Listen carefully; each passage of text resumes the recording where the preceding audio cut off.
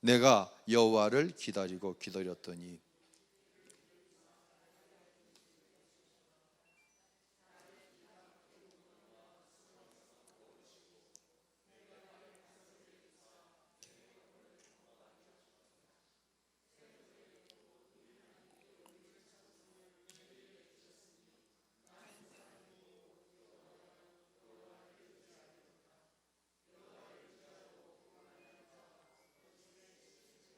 돌아보지 아니하는 자는 복이 있도다.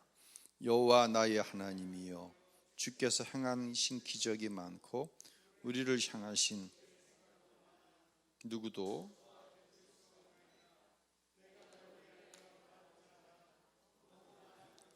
셀 수도 없나이다. 아멘. 할렐루야. 이 밤 어떤 이유로 심야 부흥에 나오셨습니까? 여러 가지 이유가 있을 거예요. 어떤 분은 그냥 나오고 싶어서 나오신 분도 있을 거고, 어떤 분은 나와야 하기에 나온 분도 있을 거고, 또 어떤 분은 나오지 않으면 죽을 것 같아서 나온 분도 있을 거고, 이유는 여러 가지일 거예요. 어떤 이유로, 어떤 모습으로 여러분이 이 밤 하나님 앞에 나오셨든 하나님께서 여러분을 거저 돌려 보내지 않으실 것입니다. 하나님의 말씀이 나에게 주신 나의 말씀이 되어져서 격려와 위로가 필요한 분에게는 하나님의 격려와 위로가, 또 하나님의 기적과 능력이 필요한 분에게는 말씀을 들을 때 성령께서 주시는 감동으로 말미암아 기적이 나타나고 능력이 나타나는 놀라운 축복의 밤이 될 줄로 믿습니다. 5월 마지막 주일이었어요. 주일 2부 예배가 마쳐지고 상담, 또 기도받기 원하시는 분들 상담하고 기도해드리다 보니까 점심 식사가 늦을 수밖에 없어요. 그래서 저는 점심 식사가 대부분 다들 이제 받아서 한 3분의 2 이상 드셨을 때 제가 점심 식사를 꼭 내려가게 되더라고요. 그날도 예외 없이 내려가서 이렇게 식판에다가 밥을 받았는데, 어디에 앉을까 하다가 딱 봤더니 멀리서 온 가정끼리 앉아서 식사를 하고 있어서, 그래 저 자리에 앉아서 먹자 딱 앉았는데 제가 당황을 했어요. 딱 보니까 다 먹은 거야. 그렇다고 그 자리에서 나 다른 데 갈게 그러면 또 얼마나 이상하겠어요. 그래서 앉아서 식사를 하기 시작했는데 끝까지 기다릴 수가 없잖아요. 그 가정은. 그래서 일어나도 된다고. 그러다 보니 밥을 어떻게 먹게 됐어? 혼자 먹게 돼서 혼밥을 하게 됐어요. 야, 그거 뻘쭘하대 진짜. 다들 같이 앉아서 이야기를 하고 먹는데, 그렇다고 밥 먹다 말고 밥그릇 들고 일어나서 또 사람 찾아 누가 뭐 아직 이러고 다닐 수도 없고, 그렇게 이제 밥을 먹고 이제 오후 예배를 마쳤어요. 그날 또 이제 미성원 모임이 오후 4시부터 있기로 예정이 되어 있었는데, 목사님들이 주일 일정에 갑자기 막 잡히는 게 나와서 거의 참석할 수 없게 되어서 연기할 수밖에 없다라는 연락이 왔어요. 그리고 이제 주일이 지나가고 월요일 날 점심 식사를 하고 났는데 목소리가 안 나오는 거예요. 야, 그렇게 어떻게 목소리가 안 나와요? 그래서 이제 자가 진단 키트로 가지고 검사를 했더니 시뻘건 2줄이 나오는 거예요. 와, 순간적으로 어떤 생각이 확 들어왔냐면, 야, 그 멀리서 온 그 가정의 아이들도 있는데 나랑 마주 앉아서 얘기하고 밥 먹었으면 잘못하면 그들한테도 이게 전파될 뻔했다. 또 미성원 모임에 지난 주일날 한 10여 분 목사님이 오셨거든요. 10여 분 목사님 오셔서 차도 같이 마시고 밥도 같이 먹고 회의도 같이 하고, 또 그분들도 걸렸으면 나 때문에 몇 개 교회가 예배가 힘들어질 뻔했잖아요. 그 생각을 하니까 감사하더라고요. 하나님께서 이렇게 도우시는구나. 여러분, 우리는 인생을 살아가면서요, 이런 유의 일들을 수도 없이 겪어요. 하나님 은혜입니다. 하나님이 도와주셨습니다. 세상 사람들은 이것을 우연이라고 하지만 세상에 우연은 없어요. 하나님의 손길이 닿지 않는 것은 없어요. 이런 일들을 정말 수도 없이 저와 여러분은 겪으면서 지금까지 살아왔어요. 오늘 다윗이 뭐라고 5절에 이야기하냐면요, 이런 얘기를 해요. 여호와 나의 하나님이여, 주께서 행하신 기적이 많고 우리를 향하신 주의 생각도 많아서 누구도 주와 견줄 수가 없나이다. 내가 널리 하나님이 나에게 행하신 기적, 하나님이 5월 28일 있었던 것 같은 사건들을 사람들에게 말하고 싶은데, 하나님이 하신, 하나님이 막아주신, 하나님께서 길을 열어주신 그 사건들이, 하나님께서 내 삶을 통해 하신 일들이 너무너무 많아서 어떻게 할 수 없다? 그 수를 셀 수도 없다는 거예요. 아멘. 이게 우리의 삶이에요. 그런데 오늘 다윗은 하나님이 하신 일을 쉴 수도 없습니다. 하나님이 기적과 능력과 사건을 통해 역사하시는 것이 셀 수도 없습니다. 그런데 다윗은 이런 얘기를 하는 거예요. 2절에 보니까 나를 기가 막힐 웅덩이와 수렁에서 라는 얘기가 나와요. 우리 2절 다 같이 한번 읽어볼까요? 나를 기가 막힐 웅덩이와 수렁에서 끌어올리시고 내 발을 반석 위에 두사 내 걸음을 견고하게 하셨도다. 다윗은 기가 막힐 웅덩이와 수렁에 갇혀 있던 순간을 이야기하는 거예요. 사랑하는 성도 여러분, 다시 말씀드립니다. 저와 여러분에게는요, 우리의 삶에 하나님께서 하신 일들을 수를 셀 수 없이 많아요. 그런데 또 뭐가 있냐면 기가 막힐 웅덩이, 기가 막히는 거예요. 기가 쭉 빠지는 거예요. 더 이상 어떻게 운신할 수가 없는 그 웅덩이와 수렁에 빠져 있는 상태가 있다 없다? 있다는 거예요, 우리 안에. 여기서 기가 막힐 웅덩이와 수렁을 영어 성경에서는 한 3가지 정도로 이야기를 하더라고요. 첫 번째는 진흙으로 된 수렁, 두 번째는 기어 올라가면 또 미끄러지고 기어 올라가면 잡을 것이어서 또 미끄러지는 수렁, 세 번째는 미로인 수렁을 얘기해요. 여러분, 진흙 수렁에 한번 빠져보신 적이 있나요? 내가 빠져본 적이 없어도 자동차가, 내가 운전하고 있는 승용차가, 차가 진흙 구덩이에 빠져본 경험이 있으신 분들이 있을 거예요. 이야, 그거 안 빠져 나오지더라고. 진짜 힘들더라고. 뭐 별짓을 다 해봐도, 제가 타는 차가 사륜구동인데 사륜구동을 놓고 해봐도 못 빠져나오는 수렁은 못 빠져나오더라고. 안 되더라고. 그게. 미끄러지는 수렁은 어떻습니까? 웅덩이가 내 키보다 훨씬 높습니다. 기어 올라가는 거예요. 반쯤 올라가는데 미끄러져 내려오고, 이제 다 올라왔다 싶은데 또 미끄러져 내려오고, 우리의 삶에 그런 부분이 있다는 거예요. 이 정도면 됐겠지, 이만하면 됐겠지, 이거보다 더 심한 일이 일어나겠어? 미끄러져 그 수렁 속으로 기가 막힌 웅덩이로 빠져간다는 거예요. 미로와 같다는 거예요. 빠져나갈 길이다 싶어 그 길로 갔지만, 그 방법을 써봤지만 된다 안 된다? 안 되더라는 거예요. 기가 막힐 웅덩이와 수렁. 우리 인생에는 분명히 이와 같은 상황이 있다 없다? 있다는 거예요. 다윗에게도 있었고 여러분에게도 있고 저에게도 그런 상황이 분명히 존재한다는 거예요. 이 순간 우리가 할 수 있는 일이 없어요. 이 순간은 어떤 순간이면 기다림의 순간이에요. 기다려야 되는 순간이에요. 누구의 도우심을?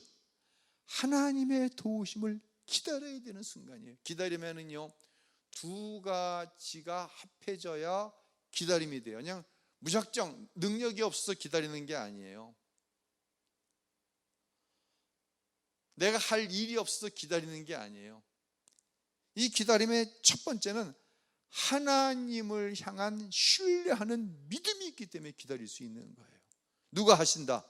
하나님이 하신다. 하나님이 이 기가 막힐 웅덩이와 수렁에서 나를 끄집어내 주신다. 분명한 신뢰가 있는 거예요. 두 번째는 의지가 필요해요. 여러분, 신뢰만 갖고는 안 돼요. 견뎌야 되는 의지가 누구 안에 있어야 돼요? 내 안에 있어야 돼요. 이것까지가 누구의 역사예요? 하나님의 역사예요.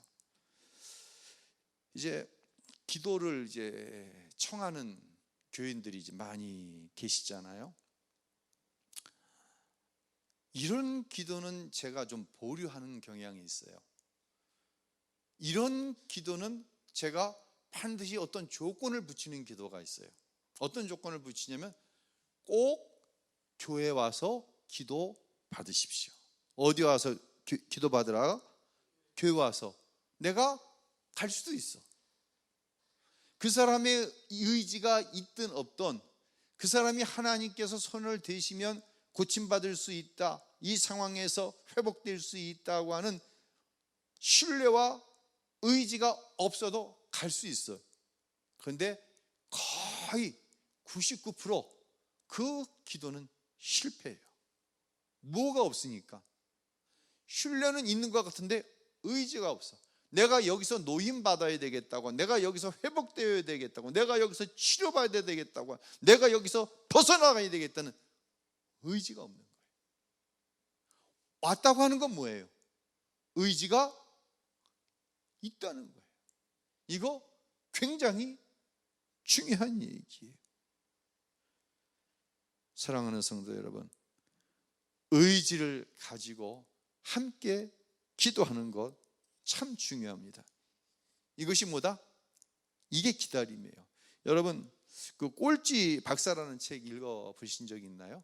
그 조명환 교수가 쓴 책이에요. 오명환 아니고 조명환. 그리고 좋은 얘기니까 괜찮아요. 이 조명환 박사는 우리나라 최고의 에이즈에 관한 전문가입니다. 근데 이 꼴찌 박사라는 책에 보면은요, 나는 명문 대학을 나온 사람도 아니고 명문 대학 교수가 될 사람도 아니었다.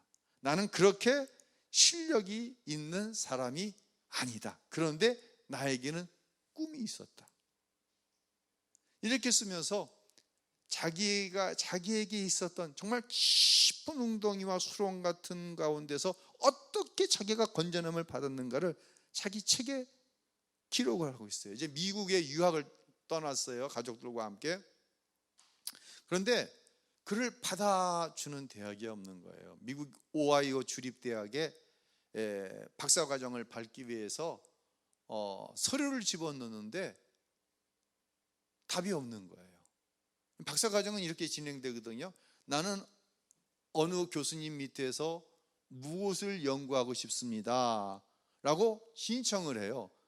그러면 학교에서 그 신청서를 그 교수에게 배당을 주면 그 교수가 이 학생의 어떤 학점, 과거의 학문적인 배경, 이력들을 쭉 살펴보고 나는 이 학생의 지도 교수가 되어서 어떤 과목, 어떤 분야를 이 학생을 지도하겠습니다. 이 교수가 오케이가 나와야 되는 거야. 근데 오하이오 주립대학에 오다를 집어넣는데 오케이가 안 나오는 거야. 왜? 실력이 없는 거예요. 그래서 그만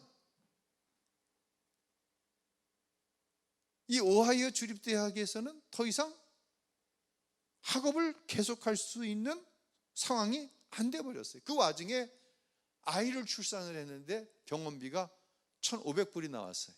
우리나라 돈 지금 환율로 따지면 한 200만 원 정도 나온 거예요. 근데 돈이 하나도 없는 거예요. 그래서 그 200만 원을 5년에 걸쳐서 분할해서 병원비를 낼 정도로 경제적으로 완전히 무너져 있는 상태예요.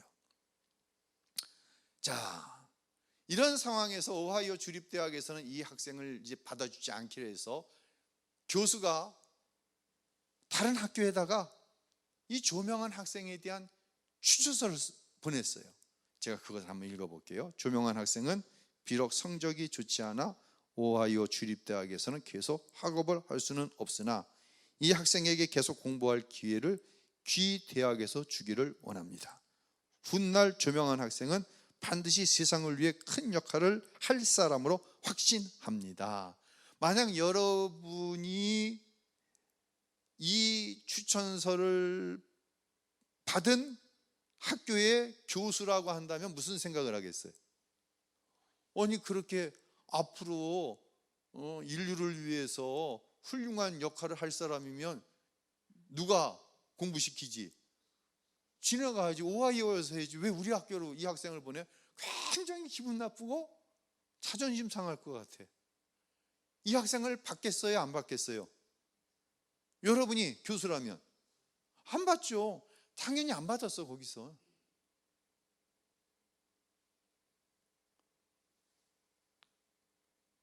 효력이 없었던 거예요. 이제 식료품이 떨어져서 온 집안 식구들이 정말 기초적으로 먹을 수 있는 것도 먹지 못하는 그런 최악의 상황이 온 거예요. 그런데도 꿈을 버리지 않고 아침이면 메일 박스를, 우체통을 살펴보는 거예요. 편지가 왔나 안 왔나. 그런데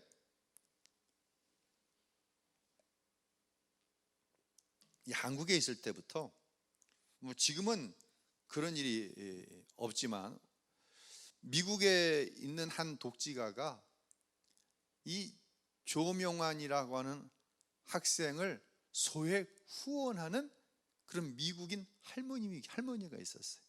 그러니까 조 교수 조명환한테는 이 할머니가 미국 엄마, 미국 어머니로 이렇게 불려지는 사람이에요. 이제 미국으로 공부를 하러 왔는데도 여전히 그 지원이 끊이지 않고 계속해서 오는 거예요. 어느 날 정말 이루 말할 수 없는 절망감 가운데 있는데 돈과 함께 편지가 한 통 그 미국 어머니한테 온 거예요. 거기 뭐라고 써 있냐면 God loves you.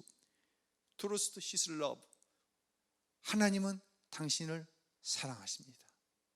하나님을 신뢰하십시오. 그리고 I pray for you. 나는 너를 위해 지금도 기도하고 있습니다. 당신을 위해 기도하고 있습니다. 이 글을 읽는 순간 얼마나 마음에 큰 위로가 되고 격려가 되었는지 모른다는 이야기예요. 사랑하는 성도 여러분, 우리 우신교회 각 지체들마다 어려운 문제가 있어요. 정말 깊은 웅덩이와 수렁 속에 빠져 있는 것 같은 상황 속에서 누군가가 나를 위해서 격려하고 기도해주고 있다는 사실을 알 때 얼마나 힘이 되는지 몰라요. 그런 서로가 힘을 주는 존재가 될 수 있기를 예수님의 이름으로 부탁을 드립니다. 정말 기도밖에는 할 수 있는 게 없는 거예요. 기도를 하는 게 아니라 정말 너무 절망적인 상황에서 기도할 수밖에 없는 그때 애리조나 대학에서 편지가 왔어. 그 편지에 뭐라고 써 있냐면 기아에게는 이미 본 대학 박사과정에서 불합격 통지서를 보냈습니다. 이미 이 애리조나 대학에서는 당신의 어떤 성적과 당신의 학문적인 배경, 이력을 가지고서는 우리 대학원에 와서 박사과정을 할 수 없습니다. 통보를 보냈다는 거예요. 그런데 본 대학의 미생물 면역학과 찰스 스털링 교수가 귀화를 지도하겠다고 하여 귀화를 본 대학 미생물 면역학과에서 박사 과정을 할 수 있도록 결정하였습니다. 단 조건이 있는데 귀화는 본 대학원에서 다른 교수로부터 다른 학문을 신청할 수 없으며 오직 스털링 교수를 지도 교수로 수업하고 싶을 때 본 대학원 박사과정에 입학할 수 있음을 알려드립니다. 무엇을 걸고 입학을 허락한 거예요? 조건을 건 거예요. 그래서 제가 이 책을 보다가 그런 생각을 했어. 왜 애리조나 대학원에서 미생물 면역학과에서 이 사람을 조건부로 봤지? 왜 그랬겠어요?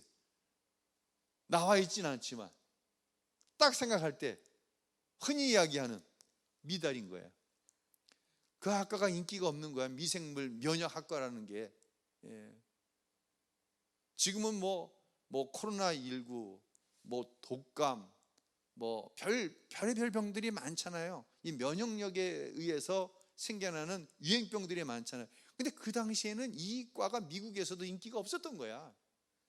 그러니까 뭐 없으니 그 사람 데려다가 채워 넣는다는 심정을 했을 것 같아. 자, 조명환 교수는 이제 자기 책에서 계속해서 이런 얘기를 쓰는 거예요. 당시에 한국에서는 에이즈라고 하는 질병이 잘 알려지지도 않았을 때예요. 그리고 자신에게는 에이즈에 대해서 공부하고 싶은 마음이 1도 없었어요. 만약 자기가 공부를 잘해서 학교를 선택하고 교수님을 선택하고 연구할 학과를 선택할 수 있는 자격이 있었다고 한다면 자기는 절대로 미생물 면역학과를 전공하지 않았을 거라고 쓰고 있는 거예요. 그런데 정말 기가 막힐 웅덩이와 같이 자기에게는 꿈이 있지만 기회가 주어지지 않는 거예요. 자기에게는 선택할 수 있는 여력이 있어요, 없어요? 전혀 없는 거예요. 그때 내 실력으로 할 수 없을 때 하나님께서 에이즈라고 하는 학문을 공부할 수밖에 없게 하셨다는 거예요. 그런데 어느 순간 전 세계적으로 에이즈가 큰 문제가 되고 한국에서도 큰 문제가 됐던 적이 있었잖아요. 그래서 이리야 대한민국 에이즈 전문가가 누구냐? 조명환 박사지? 이렇게 되었다는 거예요. 사랑하는 성도 여러분, 하나님께서 하실 일을 우리가 미리 특정져서는 안 돼요. 내가 지금 깊은 기가 막힌 웅덩이와 수렁과 같은 곳에 빠져 있어. 내 힘으로는 도저히 못 나올 것 같아. 너무 저주스러운 상황이에요. 그러나 단정 짓지 마세요. 하나님께서 그 일을 통해 어떤 일을 이루실지 우리는 알지 못한다는 얘기예요. 사랑하는 성도 여러분, 기가 막힐 웅덩이를 통과하지 않은 사람에게는요, 새 노래가 없어요. 흔 노래는 있어요. 새 노래는 누구 안에서 부르는 노래가 새 노래일까요? 하나님 안에서 부르는 노래가 새 노래인 줄로 믿으시기를 바랍니다. 하나님을 통과하지 않으면, 하나님이 하시는 일을 통과하지 않고서는 하나님으로 인해 부르는 새 노래가 없다는 거예요. 어젯밤 늦게 제가 밴드에 글을 하나 올렸어요. 혹시 쉬시는 시간인데 여러분 머리를 복잡하게 해드렸다고 한다면 사과드릴게요. 근데 오늘 권사님 그러시더라고요. 목사님 설교 시간에 기도 부탁을 하면서 뭔 얘기 안 해준다? 그 기도가 어떻게 됐는지, 결과가 되었는지 알려주지 않는다고 말씀하셔서 그 번뜩 되어서 전화가 와갖고는 목사님이 그랬다고 아내에게 되어진 일들을 다 설명한 권사님이 계셨어요. 저도 여러분에게 어제 기도의 부탁을 드렸으니까 말씀을 좀 드릴게요. 이해하고 들으세요. 이제 어제 그런 중보의 기도를 요청을 했어요. 제가 이제 저희 누이하고 둘째 누이하고 보낸 어떤 문이죠. 저희 둘째 누님이 권사님이 되셨는데 오늘 제가 오전 10시 반쯤 병원에 도착합니다. 어디 있든지 위해서 기도해 주세요. 밴드를 읽으신 분은 그 내용을 아시잖아요. 근데 답글이 왔는데 어제도 종일 대신방 목사님 모시고 다녔는데 오늘도 11시부터 대신방이 시작된다는 거예요. 진방대원으로 참여를 해야 된다는 거예요. 그리고 전화가 왔어요. 어떻게 할까 어떡할까. 누나 염려하지 말고 어디에 있든지 기도만 해달라고. 그랬더니 저희 누나가 그런 얘기 하더라고요. 아버님의 구원을 위해서 자기가 13년 기도했다는 거예요. 할렐루야. 난 몰랐어. 전혀 몰랐어. 13년을 아버지의 구원을 위해서. 또 담임 목사의 기도의 제목을 놓고 여러분이 기도해 주셨잖아요. 오늘 오전에 아버님을 찾아뵈었어요. 지금까지 입원하시고 나서 오늘 네 번째 이제 찾아뵈었는데, 세 번은 아버님의 상태가 이 선망, 헛것이 보이는 거죠. 쉽게 표현하면. 그러니까 눈동자 이렇게 마주 보면은 눈동자가 내 눈동자하고 마주치질 않는 거예요. 예. 그리고 폐렴이 왔어요.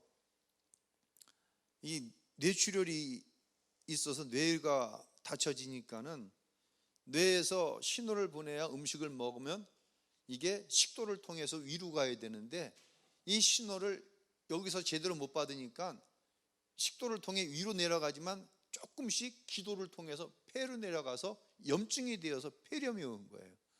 여러분, 이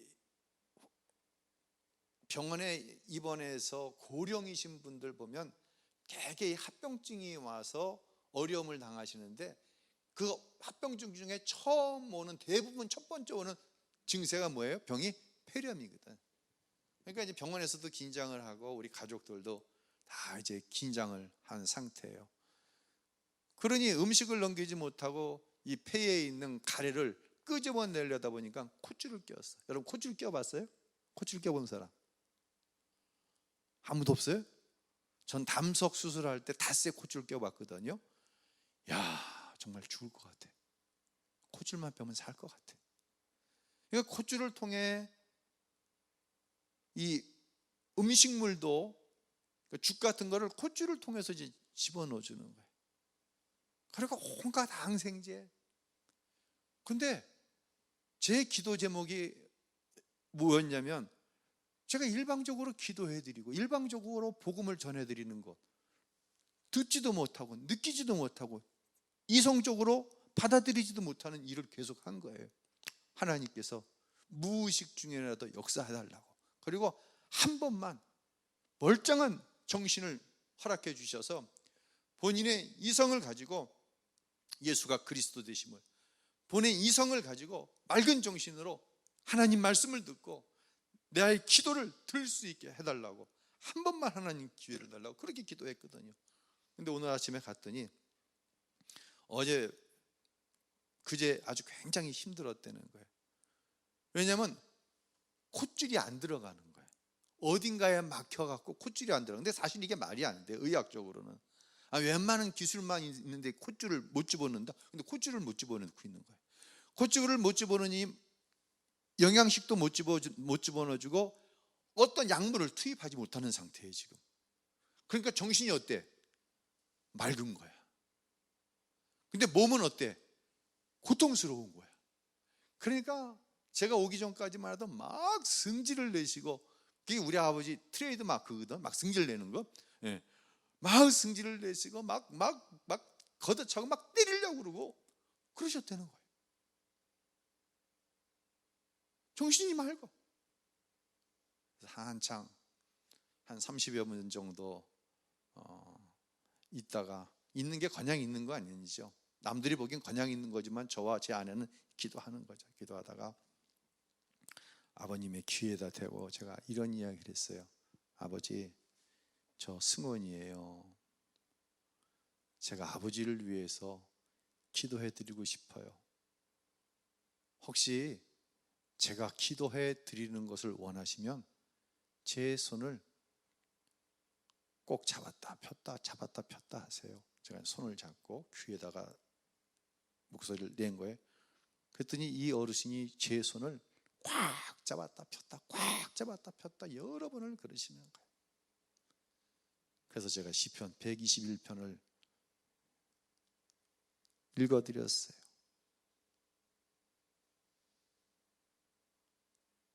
그리고 아버님을 위해서 기도해드렸어요. 하나님은 살아계시고 지금은 죽음이 두렵지만 예수 믿으면 천국 가고, 이 땅에서 많은 것을 누리고 사셨지만 천국에 가면 이 땅에서 누리는 것보다 비교할 수 없는 놀라운 축복된 것들이 있습니다. 천국을 사모하세요. 하나님을 알지 못했던 것이 죄임을 깨달아 회개하세요. 그렇게 기도를 해드렸어요. 그래서 한 1시간 30분쯤 있다가 오늘 이제 기업 예배도 있고 금요 심야 설교 준비도 하고 주일 준비도 하고, 사실 오늘 금요일은 저에게 있어서 굉장히 분주한 날이잖아요. 아버지한테 가서 머리를, 진짜 멀쩡하실 때 같으면 있을 수도 없는 일이죠. 머리를 이렇게 어루만져 드렸어요. 제가 이렇게 머리를 이렇게 어루만져 주시면 그렇게 편안하세요. 머리를 이렇게 어루만져 드리면서 아버지 저 갈게요. 아버지 제가 기도 많이 할게요. 그랬더니 이 어르신이 끄떡끄떡 하시는 거예요.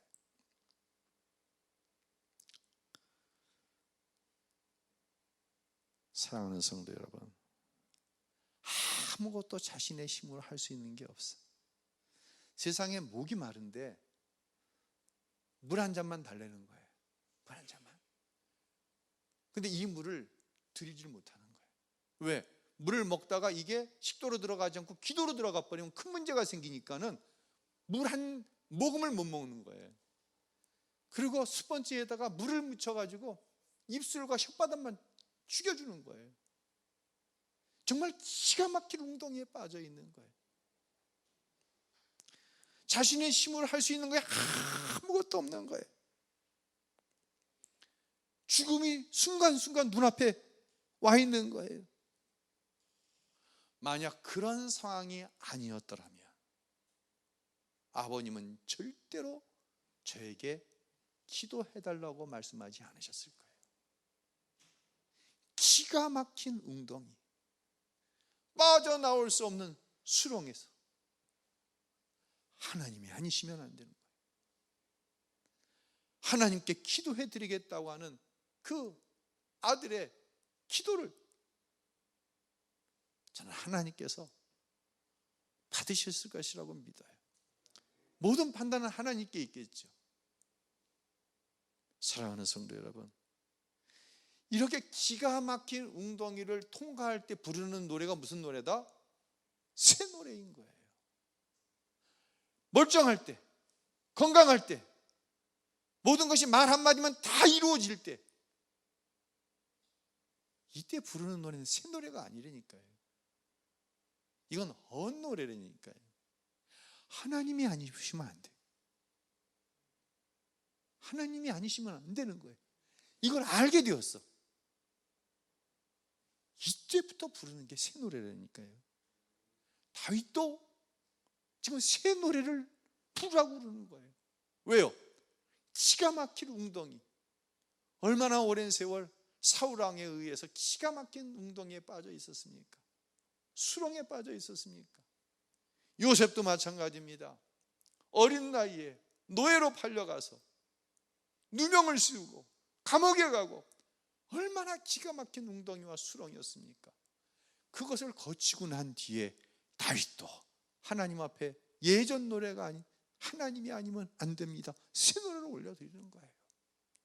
요셉도 새 노래를 올려드리는 거예요. 형님들이 나를 팔아 애굽에 보냈다고 염려하지 마십시오. 나는 형님들에게 보복하지 않을 것입니다. 왜? 이 일은 하나님께서 기근을 피해 우리 민족을 살리시기 위한 하나님의 뜻이었지 형님들이 한 것이 아닙니다. 누가 하셨다? 하나님이 하신 것입니다. 이게 무슨 노래? 이게 새 노래인 줄로 믿으시기를 바랍니다. 하나님은 저와 여러분이 새 노래를 부르기를 원하시는 거예요. 이 기가 막힌 웅덩이에서 우리가 할 수 있는 것은 뭐밖에 없다? 부르짖는 것밖에 없어요. 근데요, 저도 해봤지만 여러분도 해봤지만 이 기다림, 이 부르짖음, 기다림은 뭐와 뭐다? 신뢰와 의지라고 얘기했어요. 의지를 가지고 하나님을 신뢰하는 믿음을 가지고 기다림으로 기도하는데 어느 때가 되면 지쳐 낙심될 때가 있어요. 나만 그런 게 아니야. 여러분만 그런 게 아니야. 사람은 다 지치고 낙심돼. 그러나 기억하세요. 그 순간 하나님 앞에 부르짖는 것을 결코 잊지 마시기를 바랍니다. 어느 2층 집에 불이 났어요. 그 집에 이제 엄마하고 어린 아들이 있었는데, 엄마가 이제 아이의 손을 잡고 1층으로 피신을 해 내려오는데, 아들이 막 앞에 연기가 아래에서 위로 올라오잖아요. 연기는 아래에서 위로 올라오고 막 불이 보이니까 당황한 나머지 엄마의 손을 뿌리치고 다시 올라가 버렸어. 그 사이에 엄마는 빠져나올 수밖에 없었어. 이 위기의 순간 2층 창문에서 아빠 나 살려줘요, 나 좀 살려주세요 아빠, 아들의 소리치는 소리가 들리는 거예요. 그때 이 소식을 듣고 달려오는 아버지가 보이지 않는 아들을 향해 이렇게 얘기하는 거예요. 아빠 여기 있다, 아빠 여기 있어, 아들아 뛰어내려, 아들아 뛰어내려. 안에서 소리가 들립니다. 아빠, 나는 아빠가 보이지 않아요. 나는 아빠가 보이지 않기 때문에 뛰어내릴 수 없어요. 그때 아버지가 또 소리치는 거예요. 아들아, 아빠는 네가 보인다. 아빠는 네가 보인다. 실제적으로는 보여 안 보여? 안 보이는 거예요. 근데 아빠는 아들을 보고 있는 거예요. 아들의 음성만 들어도 아들이 집 어느 위치, 어느 창문, 어느 지점에 있다는 걸 아빠는 아는 거예요. 뛰어내려, 아빠가 받아줄게. 아들이 뛰어내렸어요. 그 아들을 아빠가 받아서 다치지 않고 구원함을 받았다고 하는 글을 읽은 적이 있어요. 사랑하는 성도 여러분, 이 기가 막힐 웅덩이와 수렁에서 우리가 할 수 있는 것은 부르짖는 거예요. 할렐루야. 오늘 본문 1절 우리 한번 읽어보도록 하겠습니다. 읽습니다. 내가 여호와를 기다리고 기다렸더니 귀를 기울이사 나의 부르짖음을 들으셨도다. 아멘. 내가 여호와를 기다리고 기다리는 거예요. 기도하고 또 기도하는 거예요. 하나님을 신뢰하는 믿음으로 의지를 가지고 기도했지만 이 기가 막힌 웅덩이와 수렁에서 벗어나지가 않는 거예요. 그런데 기억하시기 바랍니다. 하나님은 우리의 기도에 귀를 어떻게 하고 계세요? 기울이고 계시다는 거예요. 나의 부르짖음을 어떻게 했어요? 들으셨도다. 할렐루야. 다시 한번 힘을 내어 하나님께 부르짖으시기를 바랍니다. 나는 하나님이 보이지 않아. 그러나 하나님은 나를 보고 계신 거예요. 내 부르짖음에 귀를 기울이시고 계신 거예요. 할렐루야. 그럼 하나님께서 이 깊은 기가 막힌 웅덩이와 수렁에서 우리를 그 자리에 두시는 이유가 있어요. 그 이유 중에 하나는 우리로 하여금 무슨 노래를? 새 노래를 부르게 하기 위함이다 라고 말씀을 드렸어요. 그리고 2절에 다시 한번 2절 한번 읽어볼까요? 자, 2절 다시 한번 읽어보겠습니다. 시작. 나를 기가 막힐 웅덩이와 수렁에서 끌어올리시고 내 발을 반석 위에 두사 내 걸음을 견고하게 하셨도다. 아멘. 두 번째 이유가 나와요. 나를 어디 위에 두시기 위함이에요? 반석, 다른 말로 예수 그리스도 위에 우리를 두게 하시는 거예요. 그리고 우리의 발걸음을 어떻게 하는 거예요? 견고하게 하는 거예요. 새 노래를 부르는 사람은요, 세상에 어떠한 위협이나 어떠한 고난 속에서도 그 발걸음이 흔들리지 않습니다.